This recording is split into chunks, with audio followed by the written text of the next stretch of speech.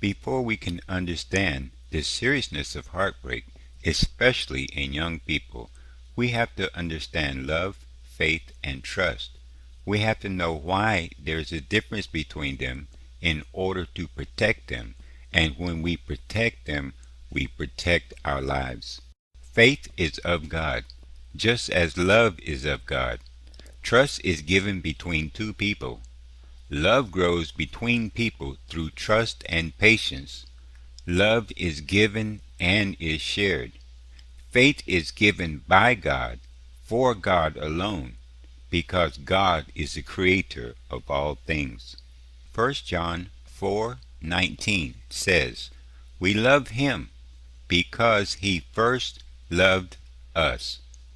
To love someone is to give them your love. Faith and love is spiritual food for your life, and love is very contagious. God gave us love just as he gave us life. We must protect our love just as we protect our life. The biblical definition of faith can be found in Hebrews 11:1. Now faith is the substance of things hoped for, the evidence of things not seen. The importance of faith can be found in Hebrews 11:6, and it says, "But without faith it is impossible to please him, for he that cometh to God must believe that he is, and that he is a rewarder of them that diligently seek him." Where does faith come from? Let's look at Romans chapter 10, verse 17.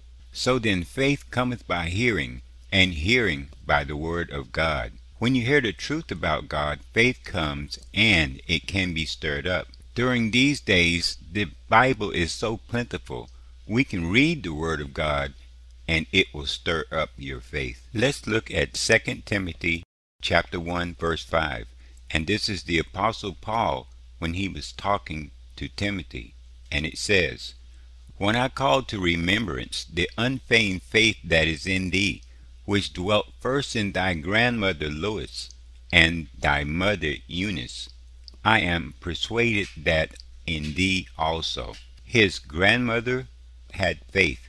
His mother had faith. They spoke it. They taught it to him through the word of God. That's how faith came into him. He heard the word of God through their teaching. Continuing in 2 Timothy chapter 1 verse 6, "Wherefore I put thee in remembrance that thou stir up the gift of God, which is in thee by the putting on of my hands. For God hath not given us the spirit of fear, but of power, and of love, and of a sound mind." So we see that God has given us the spirit of power, and the spirit of love, and a sound mind. Very important.